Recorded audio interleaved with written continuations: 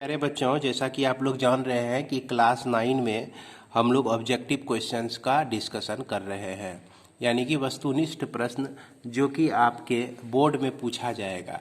तो आज चलिए हम लोग इस दूसरे वीडियो में आज इसी संख्या पद्धति का क्वेश्चन नंबर 21 से लेकर और उसके बाद के क्वेश्चन को हम लोग देखेंगे। तो बच्चों, इस क्वेश्चन को पढ़ने से पहले एक चीज़ मैं और आपको याद दिलाना चाहूँगा, जिसे मैं कई बार आप लोगों को बता चुका हूँ, शुरू से अंत तक पढ़ा चुका हूँ। अगर आप चैप्टर वाइज वीडियो देखते हैं तो आपको सारा समझ में आ जाएगा, लेकिन फिर भी मैं यहाँ याद दिलाना चाहूँगा कि इसको पढ़ने से पहले आप इसको जानिए। यहाँ इसमें क्या जानना है कि यहाँ देख सकते हैं कि ये संख्या है आपका। संख्या जो होता है दो तरह का होता है, वास्तविक संख्या और यह काल्पनिक संख्या। तो वास्तविक संख्या के बारे में ही हम लोग को पढ़ना है यहाँ पर, ये काल्पनिक संख्या के बारे में हम लोग को नहीं पढ़ना है। वास्तविक संख्या से निकला दो संख्या, परिमेय संख्या और अपरिमेय संख्या, ये चीज़ तो आप जान ही रहे हैं। उसके बाद परिमेय संख्या से निकला आपका पूर्णांक निकला। पूर्णांक भी आपको पिछले वीडियो में मैंने बताया क्या होता है। पूर्णांक से निकला आपका पूर्ण संख्या, अब पूर्ण संख्या से निकला प्राकृत संख्या। तो यहाँ पर यह जो आपका सीढ़ी बना हुआ है एक के नीचे एक, तो यहाँ पर देखिए एक मीनिंग और निकलता है कि सभी प्राकृत संख्या को हम पूर्ण संख्या कह सकते हैं, सभी पूर्ण संख्या को पूर्णांक कह सकते हैं, और सभी पूर्णांक को परिमेय संख्या कह सकते हैं, और सभी परिमेय संख्या को वास्तविक संख्या कह सकते हैं। लेकिन सभी वास्तविक संख्या को परिमेय संख्या नहीं कह सकते हैं।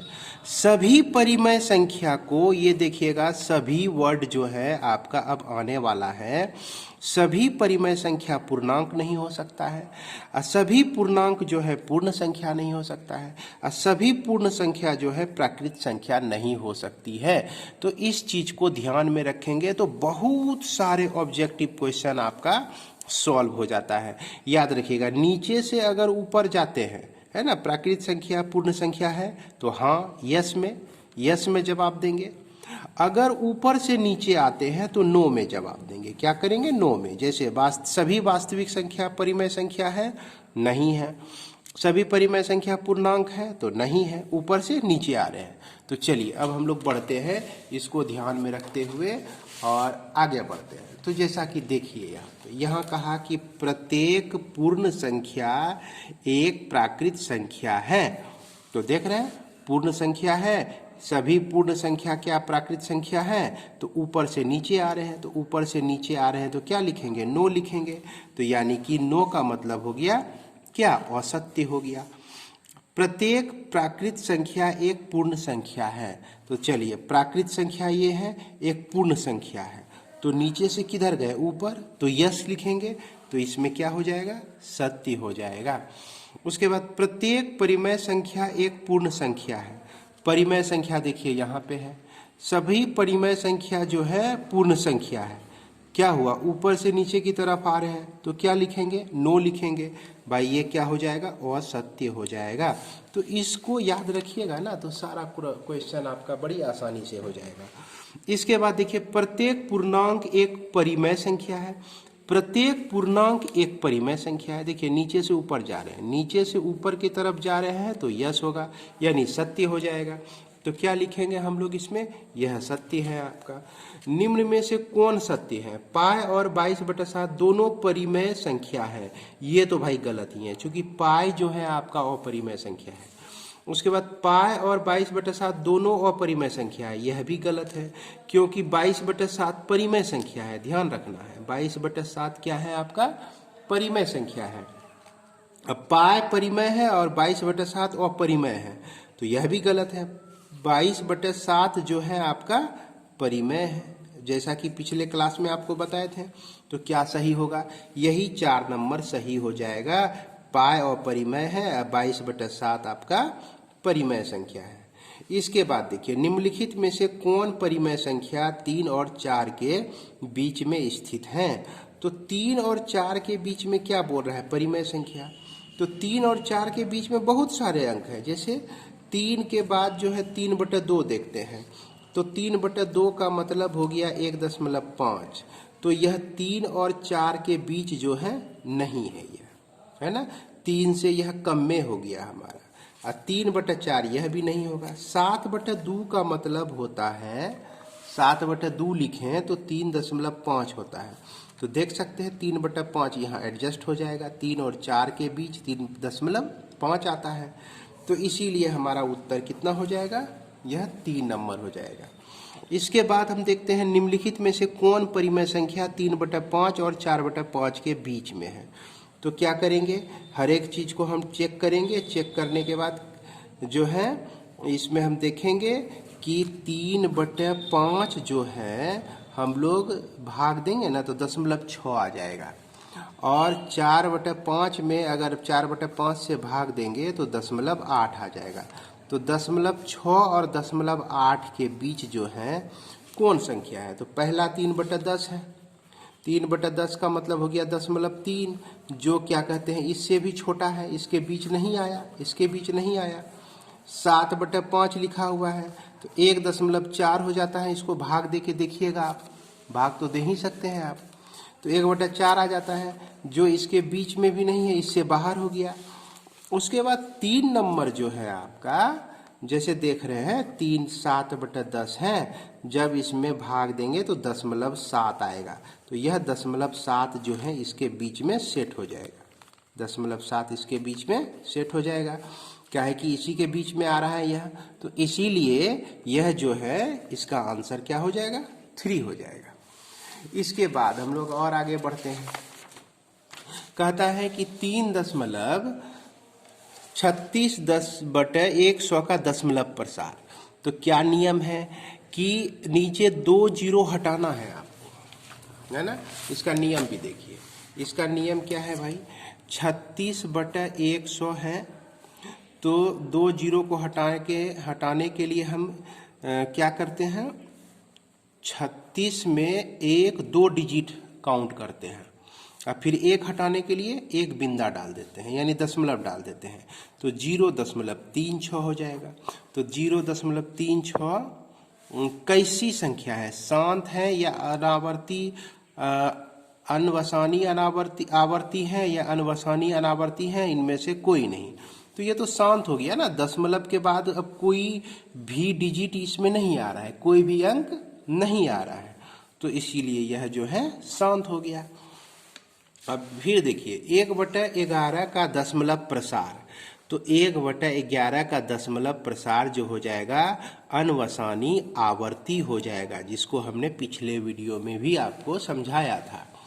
इसके बाद देखिए 7/8 का दशमलव प्रसार।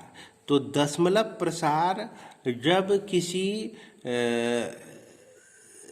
भिन्न में, जैसे यह 7/8 भिन्न है, 8 को अगर हम गुणनखंड करते हैं तो इसमें सिर्फ 2 2 2 आता है।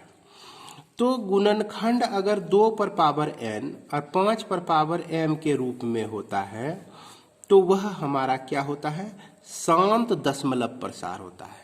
कैसा दशमलव प्रसार होता है, शांत दशमलव प्रसार होता है। तो यहाँ पे देखिए सिर्फ 2 2 आया हुआ है, या सिर्फ 5 5 5 5 आ जाता है हमारा, तो भी क्या कहलाता, शांत कहलाता। और सिर्फ 2 और 5 आता, क्या आता, सिर्फ 2 और 5 आता है ना, तो यह भी आपका क्या होता, शांत होता। तो यहाँ पर जो है 30 नंबर में इसको हम क्या कह सकते हैं, शांत कह सकते हैं। इसके बाद 1/7 का दशमलव प्रसार। तो 1/7 का दशमलव प्रसार जब भाग दीजिएगा, ये सबको चेक करके भी आगे देख सकते हैं, जैसे 1 में 7 से भाग दीजिएगा तो कुछ न कुछ भागफल आते रहेगा, तो इसलिए यह अनवसानी आवर्ती हो जाएगा। आवर्ती कहने का मतलब कि कुछ समय के बाद कुछ डिजिट बार बार रिपीट होते चले जाता है। अब देखिए 4/3 का दशमलव प्रसार, नीचे में 3 है तो यहाँ पर बताए कि 2 या 5 आएगा तभी शांत होगा, तो क्या हो जाएगा, यह अशांत हो जाएगा। अशांत को ही अनवसानी कहते हैं हम लोग।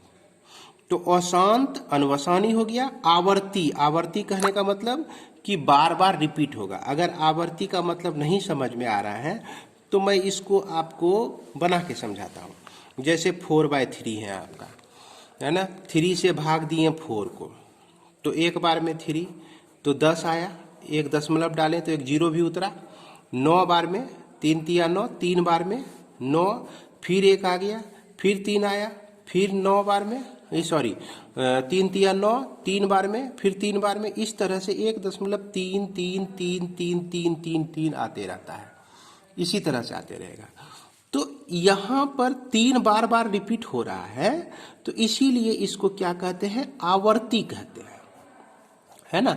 आवर्ती कहने का मतलब हो गया कि कोई चीज जब बार बार रिपीट हो उसी को हम लोग आवर्ती कहते हैं।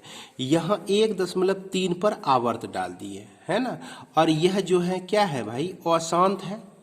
अशांत कहने का मतलब क्या हो गया, अनवसानी हो गया। अशांत कहने का मतलब क्या हो गया, अनवसानी हो गया, है ना। तो इसलिए हम इसको 4/3 को अनवसानी आवर्ती कहेंगे। इसके बाद देखिए 4.1/8 का दशमलव प्रसार है, तो यहाँ नीचे में 8 आ रहा है तो शांत हो जाएगा। अब देखिए 0.9 पर रेकरिंग, तो 0.9999 इस तरह से यहाँ पर आते रहेगा। तो इस तरह के भी संख्या जो होती है ना, इसको हम लोग किसके बराबर लिखेंगे, तो यह जो हो जाएगा इसको हम लोग सॉल्व कर लेते हैं। थोड़ा सा सॉल्व करेंगे, जैसे x का वैल्यू 0.9999 हुआ और 10x बराबर 9.9999 हो जाएगा। अब क्या करना है, इसको माइनस कर देना, तो 9x इक्वल टू हमारा मिल जाएगा 9, तो x इक्वल टू ये आपका हो जाएगा 1। तो इसको जब हम देखते हैं तो यह क्या आता है, 1 आता है। तो इसका आंसर जो हो जाएगा ये देखिए 1 ही दिया हुआ है। इसके बाद 0.3 पर जो है रेकरिंग है, इसको क्या पढ़ते हैं हम लोग, रेकरिंग, या इसको हम लोग आवर्त भी कहते हैं। तो ये किसके बराबर है, तो आपको देखिए, आप अगर जो वीडियो देखे होंगे एक्सरसाइज का, तो उसमें बताया था हमने, x को मानिए 0.3333 मान लीजिए और 10 गुना कर दीजिए इसको, 3.333 हो जाएगा। अब इसको जो है क्या करना है, x इक्वल टू, इसको यहाँ से काट के यहाँ नीचे रख दीजिए, 3 अब इसको घटा देते हैं, तो घटाने से हमको क्या मिलता है, 3 मिलता है। तो 9x बराबर 3, x बराबर 1/3, तो यह क्या निकल गया आपका, 1/3 निकल गया। तो इस तरह से देखिए 1/3 कौन सा है, यही है हमारा आंसर 1/3। इसके बाद हम लोग देखते हैं 36 नंबर, यह 4.7 पर रेकरिंग, यह किसके बराबर है, तो यह आपका हो जाएगा 3 के बराबर।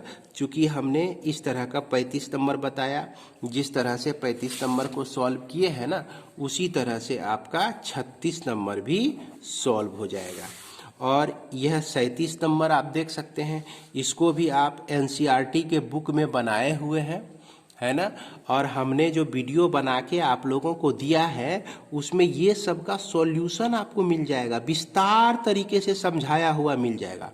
तो इसीलिए इसके लिए जो है आप वीडियो को शुरू से देखिए, अगर नहीं मिलता है तो हमको व्हाट्सएप मैसेज पे बताइए कि सर यह कैसे बनेगा, तो हम इसका वीडियो आपको भेज देंगे।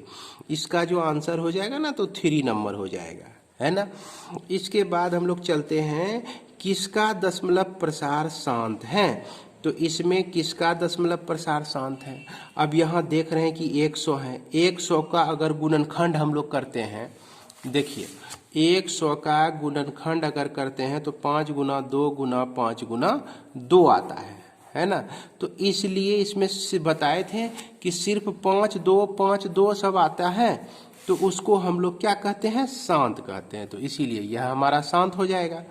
इसके बाद देखिए 39 नंबर, तो 39 नंबर में है ना आपका क्या दिया हुआ है, 39 नंबर में दिया हुआ है 6√5 × 2√5, तो 6 2 = 12 और 5√5, तो यह 5 हो जाएगा, 12 पंचे 60, तो यह आपका निकल जाएगा 60 निकल जाएगा। इसके बाद कहता है 40 नंबर, 40 नंबर में कहता है कि 8√15 भागा 2√3 दिया गया है। तो इसको कैसे सॉल्व करना है, तो 8√15 बटे 2√3 लिखेंगे और 2 से यह 4 बार में कट जाएगा और 4√15 बटे 3 15/3 ऐसे भी इसको लिख सकते हैं। दोनों चूंकि रूट में ही है, रूट के अंदर में दोनों को एक साथ डाल दिए और 3 × 5 = 15, 5 बार में कट गया तो 4√5 निकला इसका आंसर। तो क्या निकल गया हमारा 4√5, देखते हैं कहाँ है, ये 3 नंबर 4√5 है आपका। इसके बाद हम लोग देखते हैं 41 नंबर, है ना। तो 41 नंबर में आपका दिया गया है 41 नंबर। तो 41 नंबर में देख सकते हैं क्या दिया गया है, 5√3 - 2√3 दिया गया है। अब इसको सॉल्व करना है तो 5 घटा 2 कितना हुआ, 3, 3√3 ऐसे समझिए ना। ये आम है, 5 आम में 2 आम जो है घट गया तो क्या हो गया, 3 आम ही ना बचा, तो 3 आम बचा तो 3√3 हो जाएगा। इसको सिंपल तरीके से घटाना है तो यह पहला नंबर हो जाएगा।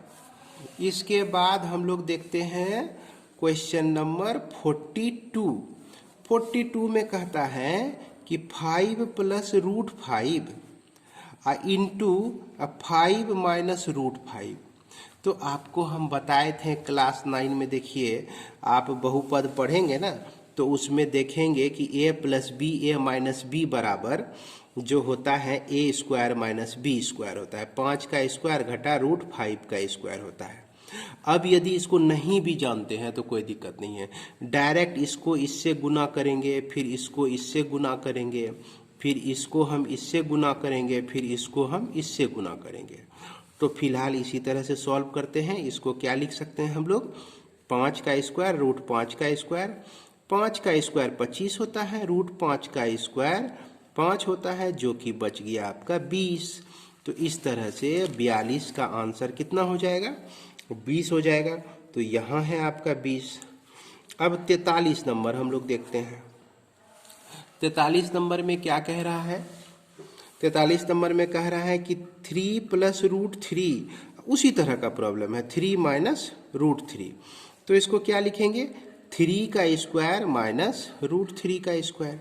ये फॉर्मूला होता है, a + b रहे और a - b रहे तो इसको a² - b² लिखिए।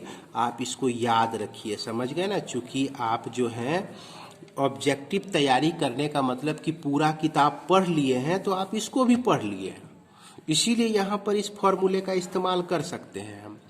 3 का स्क्वायर 9 होता है, √3 का स्क्वायर 3 होता है, तो 6 निकला। तो यहाँ पर देखिए 2 नंबर में हमारा 6 है। इस तरह से इसको हम लोग सॉल्व कर सकते हैं। उसके बाद आगे बढ़ते हैं, हम लोग चलते हैं क्वेश्चन नंबर 44 पे।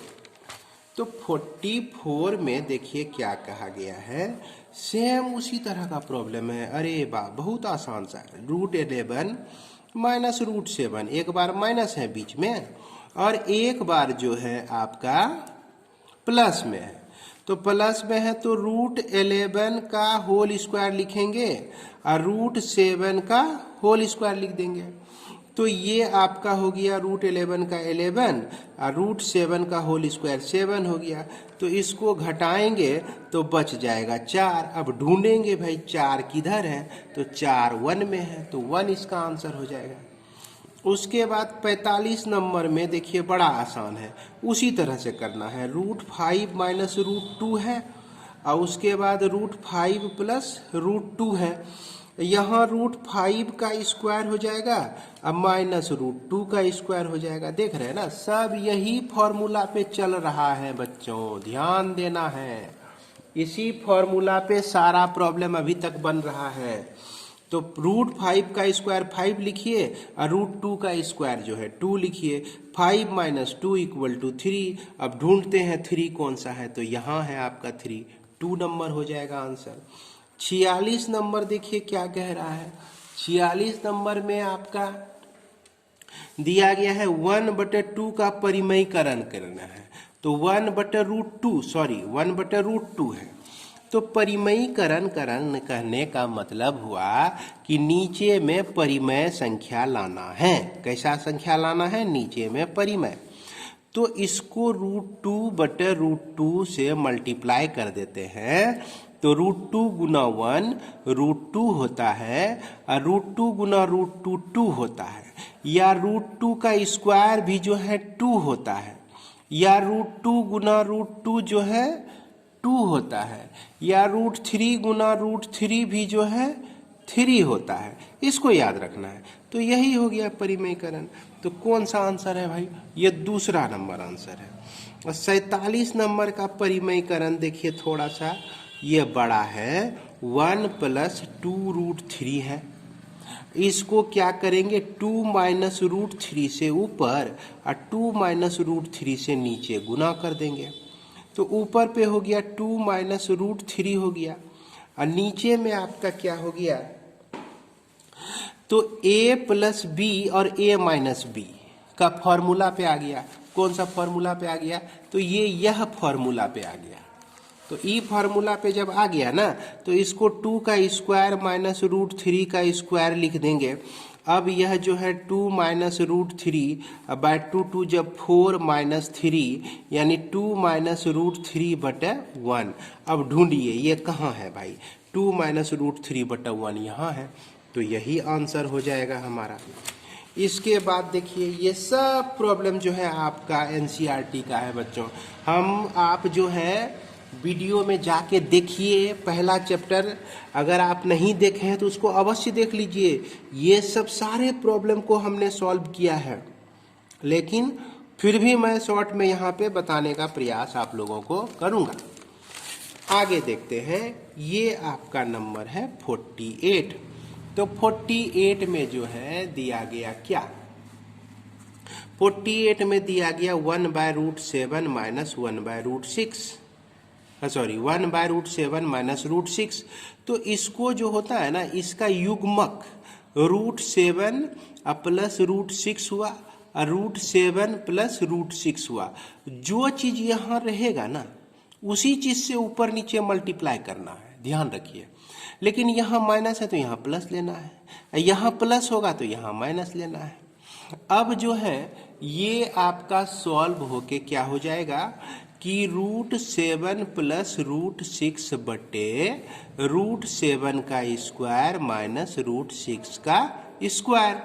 तो इसको सॉल्व करेंगे तो √7 + √6 बाय 7 - 6 यानी कि √7 + √6 मिल जाएगा आपको। अब इस चीज को ढूंढते हैं भाई, कहाँ है? तो कहाँ है, कहाँ है, कहाँ है, कहाँ है? यही पहला नंबर में ही है। तो इसका आंसर क्या हो जाएगा? पहला नंबर ही हो जाएगा। इसके बाद इसका परिमयीकरण 49 नंबर का। तो 49 नंबर कैसे बनाएंगे? प्रॉब्लम को हम लिख लिए, √7 - 2 है।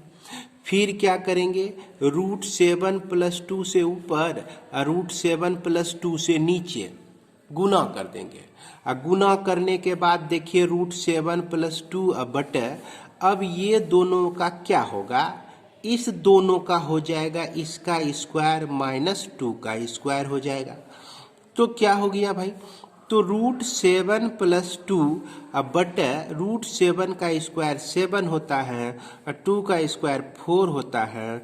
√7 + 2 बटे कितना हो गया आपका? 3 हो गया। अब ढूंढिए इसमें कहाँ है ये इतना सा, ये चीज़ हमको कहाँ मिलता है? नहीं दिख रहा है ना? तो अब देखिए ये चीज़ हमको कहाँ मिलता है? ये चीज़ देखिए दूसरा नंबर में है, तो इसका आंसर दूसरा नंबर हो गया। अब इसके बाद 50 नंबर में चलते हैं हम लोग। 50 नंबर में कहता है 7/6/5 और 7/1/5।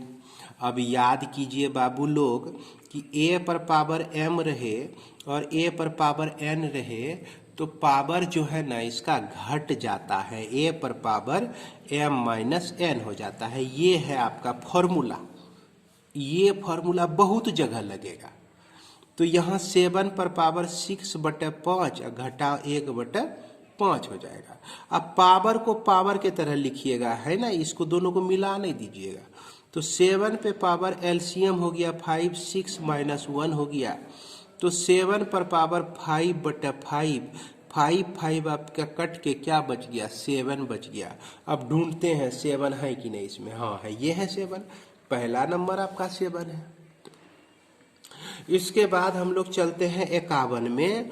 51 में कहता है क्या कि 36.1/2 का मान होता है ना, इसका मान होता है उत्तर में 6। ये गलत है ना, इस तरह से नहीं दिया हुआ है, ये आपको दिया हुआ है 36 पर पावर 1/2। इसको सुधार लेंगे बच्चों, ये आपका क्वेश्चन क्या है, थोड़ा सा गलती कर दिया है, 36 पे पावर 1/2। तो 1/2 जिस पर पावर रहे ना, तो उसको आप स्क्वायर रूट ऑफ 36 समझिए, वर्गमूल उसका समझिए। जैसे 4 पर पावर 1/2 दे दिया, तो यानी 4 का वर्गमूल समझिए। 10 पे पावर 1/2 दे दिया, तो इसका मतलब 10 का वर्गमूल समझिए। तो 36 का वर्गमूल कितना होता है, 6 होता है, इसीलिए यहाँ पर यह आंसर आपका क्या हो जाएगा, 6 हो जाएगा। क्वेश्चन नंबर 52 में हम लोग देखते हैं, यहाँ कह रहा है 2 पर पावर 2/3 है और 2 पर पावर 1/3 है। तो इसका मतलब हो गया कि 2 पर पावर 2/3 और जोड़ 1/3। तो इसको कैसे सॉल्व करेंगे भाई, 2 पर पावर 3 एलसीएम हो गया और 2 + 1 इस तरह से। अब देखिए 2 पर पावर 3/3 हो जाएगा, 2 + 1 3 होता है, अब बाय 3, 3 कट गया तो कितना बचा, 2 बचा। अब ढूंढेंगे 2 कहाँ है, तो 2 हम देख रहे हैं यहाँ पे है, तो यही आंसर हो जाएगा। अब 53 नंबर में देखिए क्या कह रहा है, 17 पर पावर 2 इंटू 17 पर पावर 5, तो क्या हो जाएगा 17 पर पावर 2 + 5, यानी कि 17 पर पावर 7। ये क्या बताए थे, अगर बेस इसका सेम होता है तो पावर यहाँ पे जुट जाता है ना, जुट जाता है। तो इसलिए यह देखिए यहाँ पर 4 नंबर में आपका 17 पर पावर 7 है। उसके बाद यह 54 नंबर में कह रहा है कि 4 पर पावर 3/2 किसके बराबर है।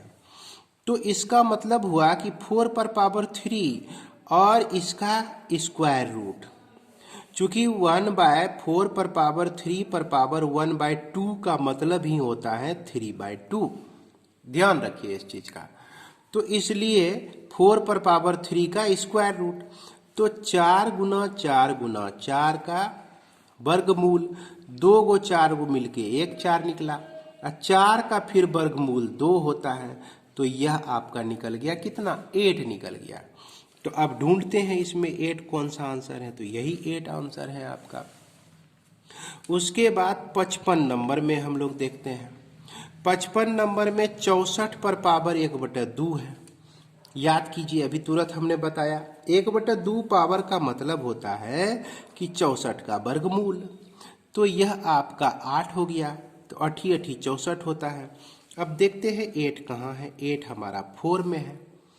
उसके बाद 56 नंबर में देखिए क्या दिया गया है, 125 पर पावर -1/3। तो 125 पर पावर -1/3 है। अब आपको देखिए हम बता चुके हैं कि अगर x पर पावर -m रहे तो इसको 1/x पे पावर m लिखते हैं। यहाँ माइनस है तो यहाँ आके ही प्लस हो जाता है, 1/ ऐसे लिखते हैं ना, तो यह प्लस हो जाता है। तो उसी तरह से यह जो है आपका 1/125 पर पावर 1/3 हो जाएगा। अब देखिए 1/5 गुना 5 गुना 5 पर पावर 1/3 हो गया। अब देखिए 1/5 पर पावर 3 गुना 1/3 हो गया। अब ये दोनों गुना हो जाएगा, वो 1/5 पर पावर 3 गुना 1/3, 3 यहाँ कट गया तो बचा 1/5। तो इस तरह से 56 नंबर का आंसर कितना आया, 1/5 आ गया। इसके बाद जो है 32 पर पावर 1/5, उसके बाद क्या है बच्चों, 32 पे पावर 1/5। तो 32 पर पावर 1/5 है, तो 32 को हम 2 गुना 2 गुना 2 गुना 2 गुना 2 5 बार लिख सकते हैं, 1/5 हो गया। अब इसके बाद 2 पर पावर 5 पर पावर 1/5 क्या करेंगे, 2 पर पावर 5 गुना 1/5 कर देंगे, 5 5 कट गया तो बच गया आपका 2। तो इस तरह से इसका आंसर कितना हो जाएगा भाई, 2 देखते हैं 1 नंबर में है तो यह 2 हो जाएगा। तो बड़ी आसानी से बना सकते हैं। इसके बाद हम लोग और यह कुछ क्वेश्चन देख ही लेते हैं। इसमें यह आपका दिया गया है 58 नंबर, सेम उसी तरह का प्रॉब्लम है। 125 पर पावर 1/3 है। 125 को 5 पर पावर 3 लिख सकते हैं, 1/3 58 नंबर यह क्वेश्चन। 3 3 कट गया तो बच गया 5, तो आंसर हो गया आपका 1 नंबर 5। फिर 59 का जो है 32 पे पावर जो है 3/5 है। 32 को हम लिख सकते हैं 2 गुना 2 गुना 2 गुना 2 गुना 2, 5 बार 2 2 2 लिख सकते हैं। अब फिर उसके बाद देखिए 2 पर पावर 5 हो गया, इस पर पावर 3/5 है, और यह जो है 2 पर पावर 5 गुना 3/5, 5 5 आपका कट गया तो 2 पर पावर 3 हुआ। तो 2 पर पावर 3 जो हुआ ना, तो 2 गुना 2 गुना 2 करेंगे तो यह 8 हो जाएगा। तो इसका आंसर आया 59 का आंसर आया 8। अब ढूंढते हैं 8 कहाँ है, तो 8 हमारा 1 में है। इसके बाद 60 नंबर में देखिए क्या दिया गया है, 16 पर पावर 3/4। तो 16 को हम क्या लिख सकते हैं बच्चों, 16 को हम लिख सकते हैं 2 गुना 2 गुना 2 गुना 2 लिख सकते हैं, और इस पर पूरा पावर 3/4 हो गया। तो 2 पर पावर 4 और 3/4, 2 पर पावर 4 गुना 3/4 लिखें, 4 4 कट गया तो 2 पर पावर 3 हुआ, और 2 गुना 2 गुना 2 कर दिए तो बन गया हमारा 8। तो इसका भी आंसर निकला 8। 61 नंबर कह रहा है 9 पर पावर 3/2 है। तो 9 को हम लिख सकते हैं 3 का स्क्वायर, 3/2 है। फिर 3 पर पावर 2 गुना 3/2, 2 2 यहाँ से कट गया, 3 पर पावर 3 बच गया, देख रहे हैं ना, 3 पे पावर 3 बच गया। तो 3 पर पावर 3 का मतलब 3 गुना 3 गुना 3, 3 तिया 9 और 9 तिया 27, तीनों को गुना कर दिए तो निकल गया 27। ढूंढते हैं अब 27 कहाँ है, तो 27 यहाँ है हमारा। इसके बाद 62 में देखिए 81 पर पावर 1/2 है। तो 9 9 81 होता है, 9 पर पावर 2 करेंगे तो 81 हो जाएगा, और इस पर पावर 1/2 है, 2 2 हमारा कट जाएगा। ये 2 2 इसलिए कटेगा कि 9 पर 2 एक गुना 1/2 ऐसे लिखा जाएगा, तो यहाँ ये कट सकता है, तो यह आपका 9 हो गया। तो इसका आंसर हमारा 9 निकल गया। 63 नंबर का प्रॉब्लम देखते हैं। यह कह रहा है आपको कि 3 पर पावर 1/3 गुना 3 पर पावर 2/3, तो 3 पर पावर 1/3 जोड़ 2/3 हो जाएगा। तो 3 पर पावर 3/3 आ जाएगा, इसको जब जोड़िएगा ना तो 3/3 आएगा, कट के 3 पर पावर 1 हो गया, तो इसका मतलब 3 हो गया आंसर। इसके बाद 64 नंबर में है 25 पर पावर 1/2, इसका मतलब 5 का स्क्वायर बटे 1/2, 2 2 आपका कट जाएगा। देखते हैं, ऐसे कटाते आ रहे हैं शुरू से ही हम, अब तो समझने में दिक्कत नहीं होती होगी। तो निकल गया 5, तो इसका आंसर हो गया 5।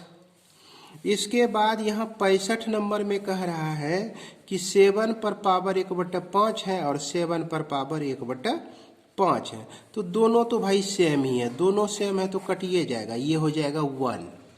याद रखिएगा, बहुत बच्चा a/a है तो कटा के 0 लिख देता है, जो कि गलत है, 1 होगा। 2/2 है, कटा के 0 लिख देता है, तो जो नहीं 1 होगा। 3/3 है, दोनों कट के क्या होगा 1 होगा, इसको याद रखिएगा। तो फिर इसका आंसर 1 निकल गया, 2 नंबर हो गया।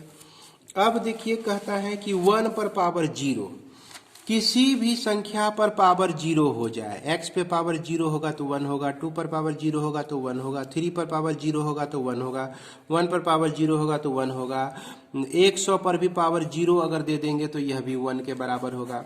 तो 1 पर पावर 0 किसके बराबर हो जाएगा भाई, 1 के बराबर हो जाएगा। तो इस तरह से आप लोगों का यह संख्या पद्धति का सारा ऑब्जेक्टिव, सभी ऑब्जेक्टिव क्वेश्चन जो है समाप्त होता है ना। अब हम लोग अगले वीडियो के माध्यम से किसको पढ़ेंगे, इस बहुपद के बारे में पढ़ेंगे। किसके बारे में पढ़ेंगे बच्चों, बहुपद के बारे में। बहुपद से रिलेटेड जितने भी ऑब्जेक्टिव क्वेश्चन हैं सारे ऑब्जेक्टिव क्वेश्चन का सॉल्यूशन करेंगे। बस इसी के साथ इस वीडियो को विराम देता हूं। जय हिंद। अब पढ़ते रहिए, मस्त रहिए।